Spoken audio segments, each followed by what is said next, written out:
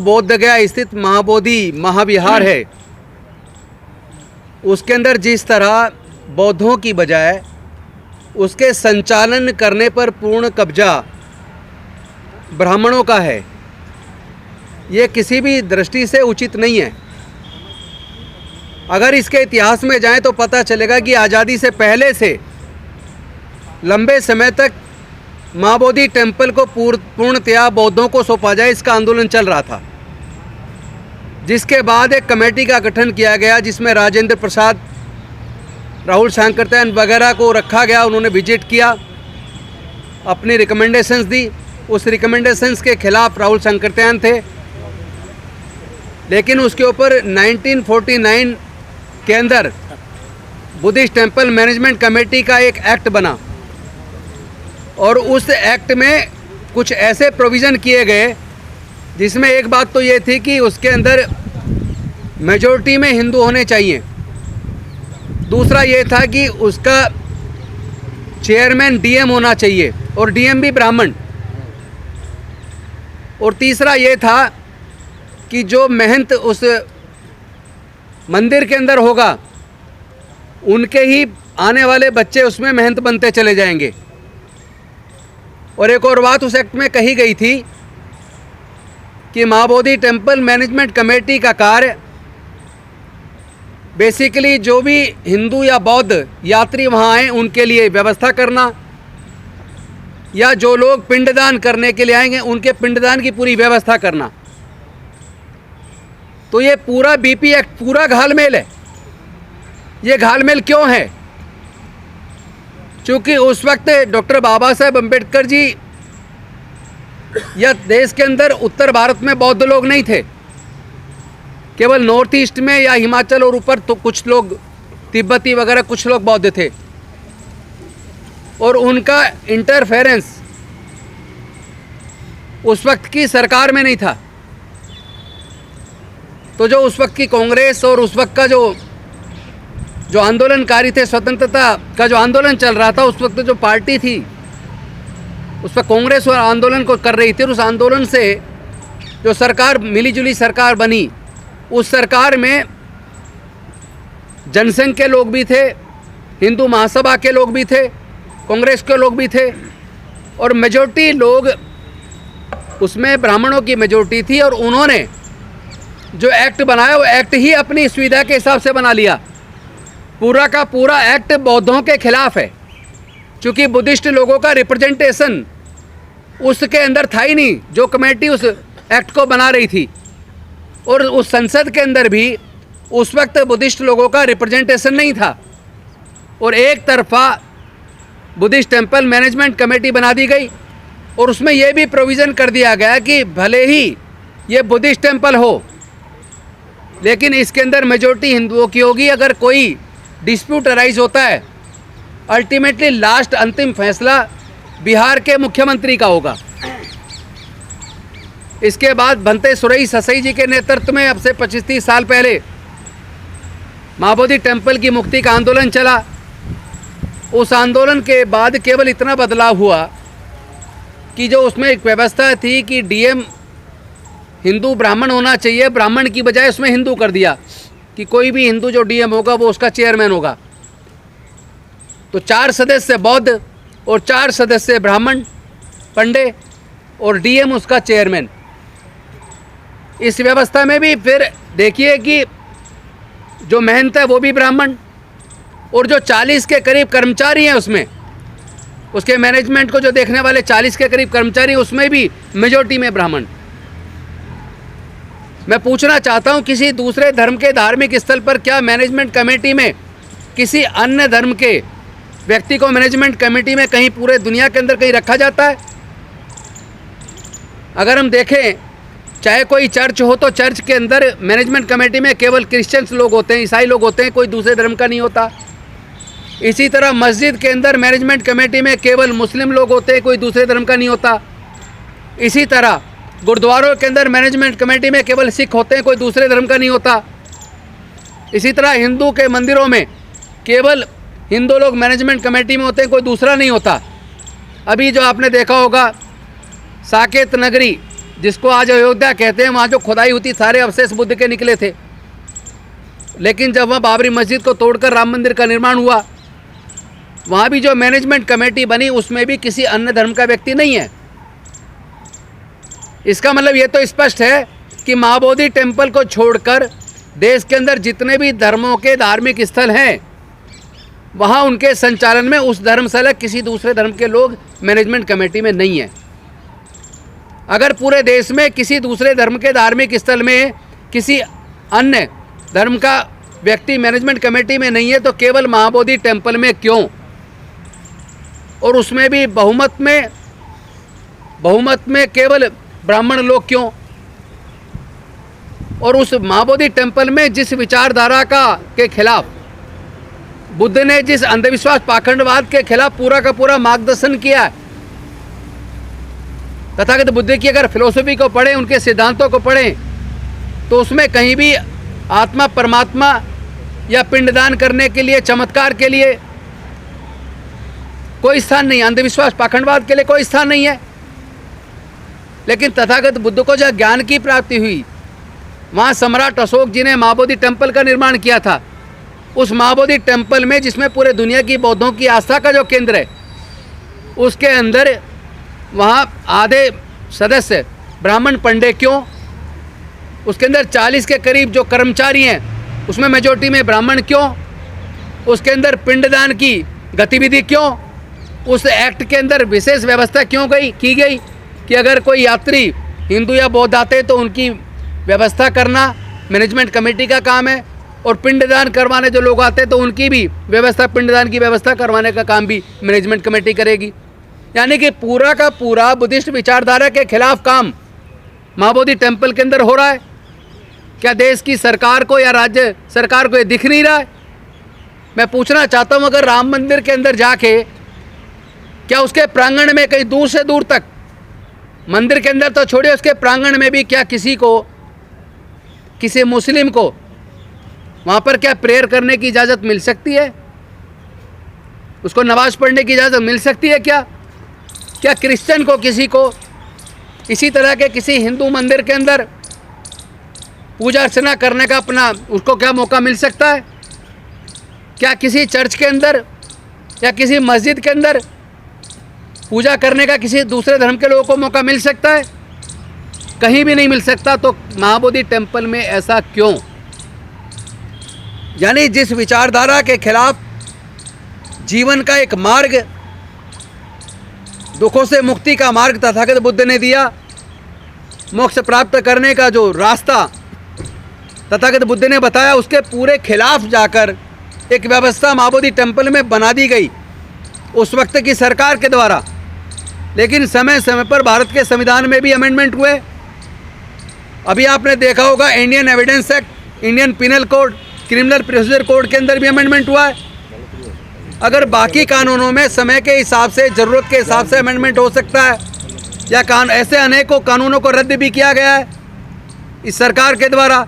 तो मैं पूछना चाहता हूं कि केंद्र की सरकार से भी और बिहार की सरकार से भी, विशेष रूप से नीतीश कुमार जी से, कि इस एक्ट को रिपील करने की डिमांड वर्षों से चल रही है कि इस बीटी एक्ट 1949 एक्ट को रद्द किया जाए और इसके स्थान पर दूसरा एक्ट लाया जाए, जिससे यहाँ अंधविश्वास पाखंडवाद वाली सारी गतिविधियों को बैन लगाया जाए, इसका पूर्ण संचालन बौद्धों को सौंपा जाए, और उसमें ब्राह्मणों का कोई इंटरफेरेंस या मैनेजमेंट कमेटी में सदस्यता नहीं होनी चाहिए। इन्हीं मांगों को लेकर हम लोग लगातार पिछले 12 तारीख से हमारे लोग भूख हड़ताल पर हैं। पूरे देश के अनेकों जिलों में लोग धरना प्रदर्शन करके ज्ञापन सौंप रहे हैं। अभी 6 तारीख को भी फिर से प्रदर्शन है, फिर पूरे देश में 12 तारीख को प्रदर्शन है। और हम लोग भी आज यहाँ से जा रहे हैं बौद्ध गया, कल सुबह पहुँचेंगे 9:30 बजे, और जाने के बाद वहाँ जो हमारे साथी हो या हमारे बौद्ध भिक्षु जो भूख हड़ताल पे बैठे हैं, हम उनसे मिलेंगे और उनसे मिलके इसकी आगे की रूपरेखा, यानी केवल ये धरने प्रदर्शन तक सीमित ना हो, बल्कि इसके लिए क्या नीति बनाई जाए, जिससे कि सरकार को इस बात का एहसास दिलाया जा सके कि ये आपकी जिम्मेदारी है।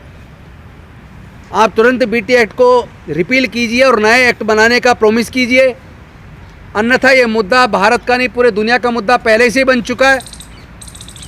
दुनिया के अनेक देशों में इस मुद्दे को लेकर धरने प्रदर्शन चल रहे हैं, भारत के अलग अलग जिलों में प्रदर्शन चल रहे हैं।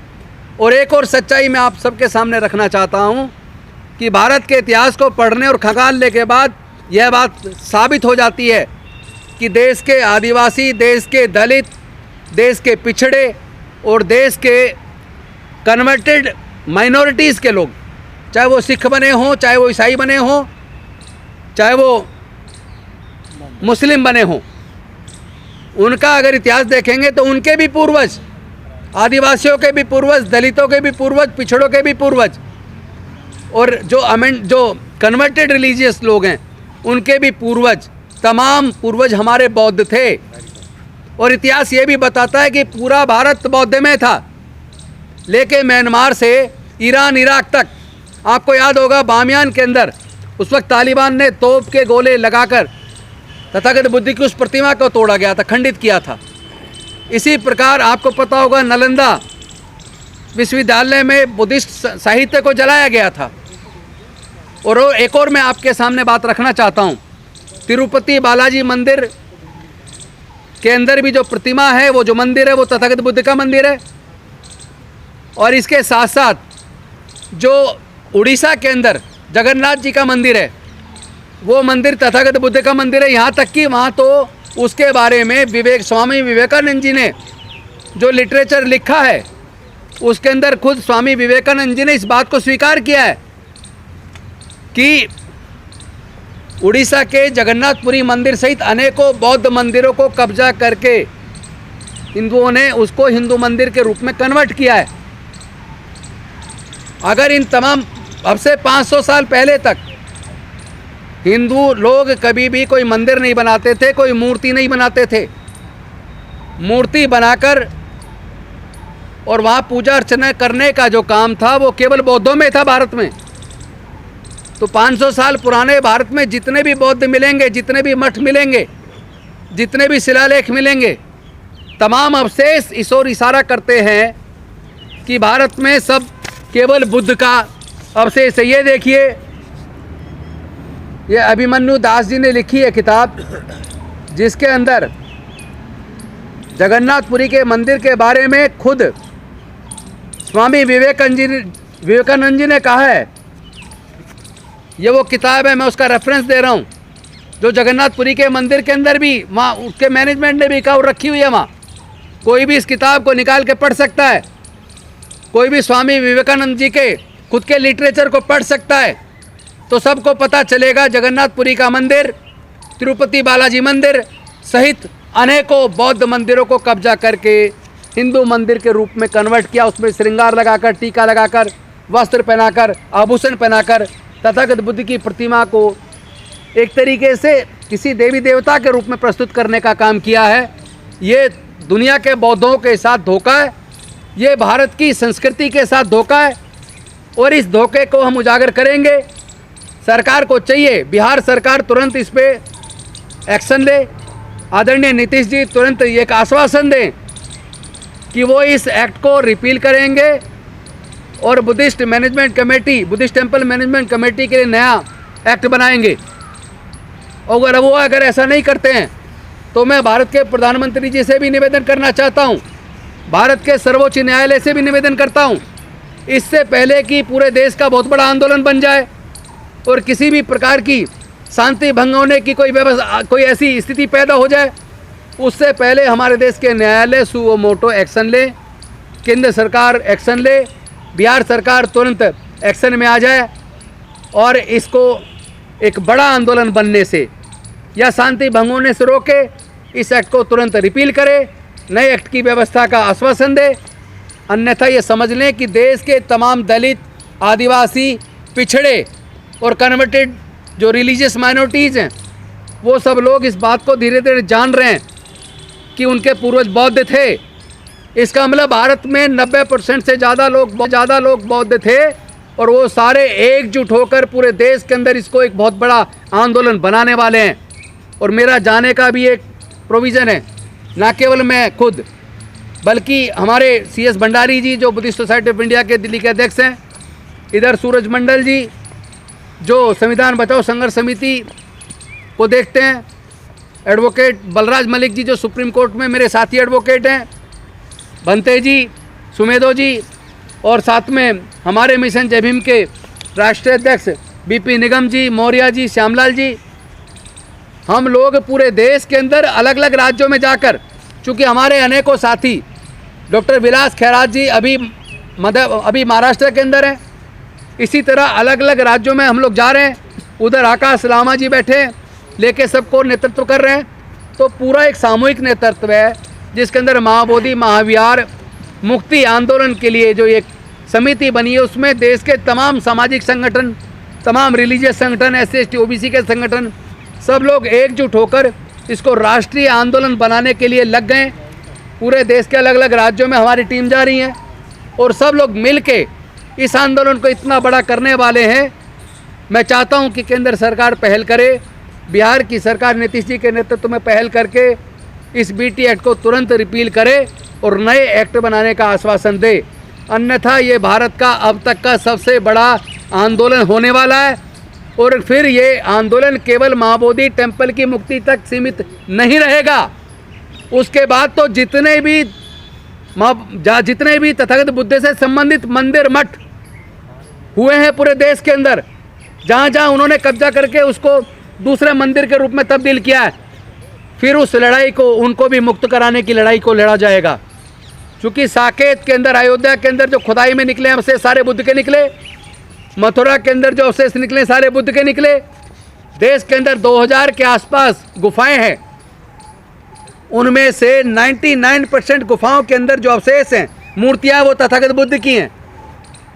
जितने भी शिलालेख निकले पूरे देश में तथागत बुद्ध के हैं। तो अब समझ लीजिए, सरकार से निवेदन कर रहे हैं, माननीय सर्वोच्च न्यायालय से भी निवेदन कर रहे हैं, इस विषय की गंभीरता को समझिए। अभी तो यह मुद्दा केवल महाबोधि टेम्पल महाविहार की मुक्ति तक सीमित है। अगर आप लोग इस पे कार्रवाई नहीं करते हैं तो हम इसको राष्ट्रीय आंदोलन भी बनाएंगे और तथागत बुद्ध से संबंधित जितने भी महाविहारों के ऊपर कब्जे करके मंदिर के रूप में परिवर्तित किया गया है, उसको भी मुक्त कराने का आंदोलन बनाया जाएगा। अब आपको तय करना है, आप यही समस्या का समाधान करना चाहते हैं या इस छोटी बीमारी को कैंसर के रूप में आप विकसित करना चाहते हैं।